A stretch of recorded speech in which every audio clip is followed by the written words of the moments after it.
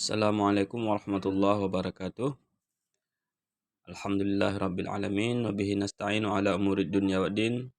Shalatu wassalamu ala asyrafil anbiya'i wal mursalin Muhammadin wa ala alihi wa sahbihi ajmain.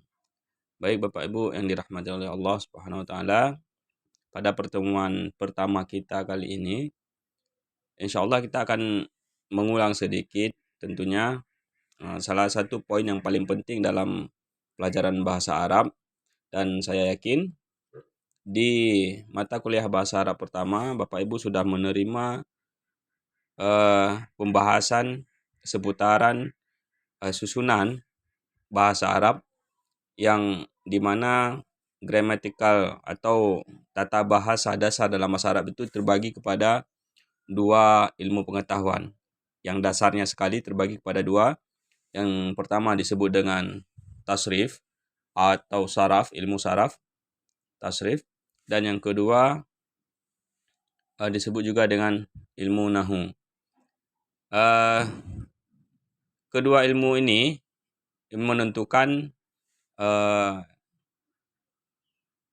kemampuan kita dalam menyusun kalimat dalam bahasa Arab.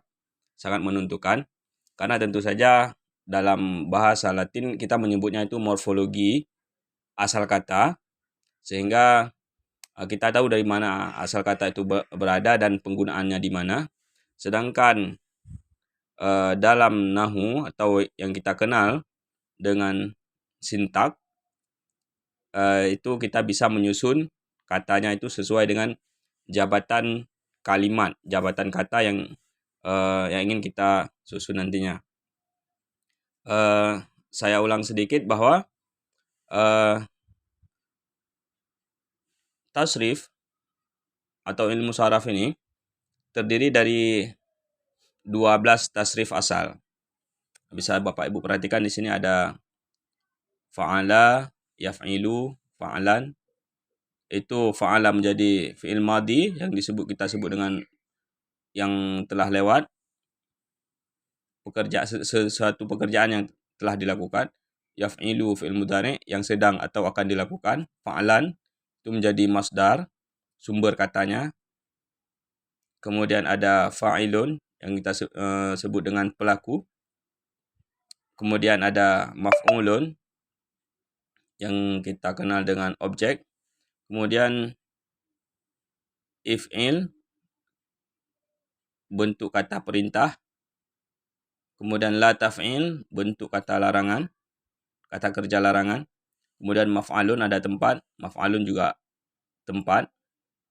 Kemudian ada mif'alun, menunjukkan alat yang kita gunakan untuk melakukan pekerjaan itu.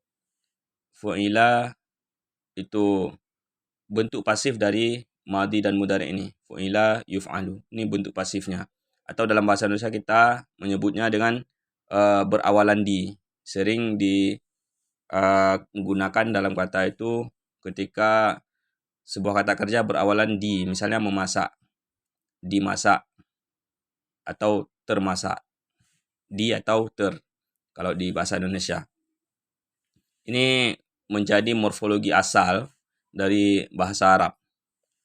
Yang kedua, di bahasa Arab juga kita mengenal yang namanya nahu. Ilmu nahu ini menentukan cara membuat kalimat dalam bahasa Arab.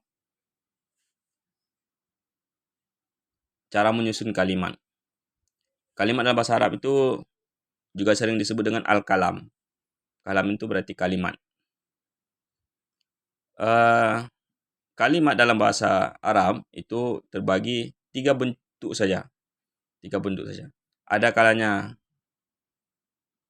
kata itu fi'il yang disebut dengan kata kerja. Ada kalanya sebuah kata dalam bahasa Arab itu isim atau kita sebut dengan kata benda, baik benda yang abstrak atau benda yang konkret, itu disebut dengan isim. Dan yang terakhir ada konektor atau keterangan, baik keterangan tempat atau keterangan waktu, itu kita sebut dengan harfun atau huruf. Jadi ada fi'il, isim, dan huruf. Kemudian Bapak Ibu bisa melihat di sini, saya buat contoh yang sering kita awali ketika belajar bahasa Arab.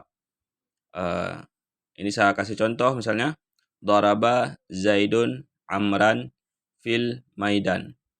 Ketika kita terjemahkan, telah memukul oleh si Zaid akan Umar. Jadi ilmu nahu ini juga menentukan baris akhir dari setiap kata itu. Daraba itu fi'il madhi. Kita ambil dari sini wazannya ini, fi'il madhi, daraba, atau disebut dengan kata kerja, yaitu fi'il, jabatan kalimatnya sebagai fi'il. Kemudian Zaidun itu pelaku, dia yang memukul, yang kita sebut dengan fa'il. Kemudian Amran ini menjadi objek, atau kita kenal dengan maf'ul bih, maf'ul, dan maka barisnya itu harus fatatain ya. Baris objek itu mesti fathah. Asal katanya itu amrun, menjadi amran karena dia dalam posisi kalimat ini dia sebagai objek. Kalau seandainya dia ganti nanti, misalnya di sini daraba Zaidan amrun, berarti Umar yang memukul, Zaidan yang menjadi objeknya. Fil maidan ini di lapangan, itu keterangan tempat. Fi itu huruf jar. Nanti akan kita bahas lebih lanjut. Maidan ini majrurnya. Nanti juga akan kita bahas lebih lanjut. Ini sebuah kalimat yang terdiri dari kata kerja dan pelaku, objek dan predikat. Walaupun dalam bahasa Indonesia itu predikat itu bisa saja keterangan kedua-duanya itu sebagai kata benda atau tidak, atau kata kerja. Jadi kalau kita susun dalam bahasa Indonesia ini menjadi kata kerjanya, ini menjadi pelakunya, ini menjadi objek. Kemudian bentuk lain dari susunan kalimat selain fi'il dan fa'il, ini susunan kalimatnya fi'il fa'il, kata kerja, ini boleh juga menjadi isim dan isim yang kita sebut dengan mubtada dan khabar. Misalnya contohnya Muhammadun waladun mahirun. Muhammad itu adalah seorang anak yang pintar. Muhammad itu menjadi isim, dia itu menjadi awalan kata, mubtada yang disebut dengan mubtada. Waladun mahirun menjadi khabar bagi Muhammad ini, predikat bagi Muhammad ini, waladun mahirun, dan kedua-duanya itu barisnya dummah. Muhammadun dan waladun itu kedua-duanya barisnya dummah, karena mubtada itu dummah, khabar itu dummah. Kalau di sini agak berbeda sedikit. Daraba kata kerja, Zaidun itu fa'il, dia itu dummah, Amran itu menjadi maf'ul, dia itu menjadi fathah. Jadi ini Bapak Ibu bisa melihat perbedaan keduanya, dan insyaallah akan kita lanjut nanti lebih mendalam pembahasannya.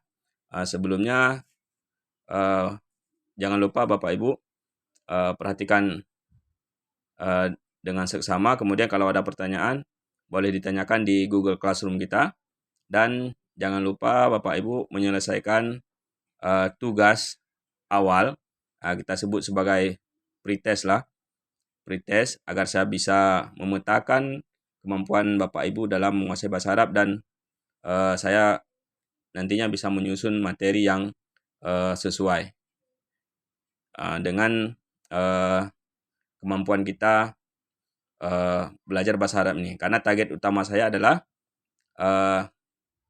bagi yang sudah pernah belajar bahasa Arab itu agar menguasai literatur bahasa Arab lebih tinggi, dan yang baru mengenal bahasa Arab itu bisa merasa ringan, merasa senang dalam belajar bahasa Arab. Demikian, terima kasih.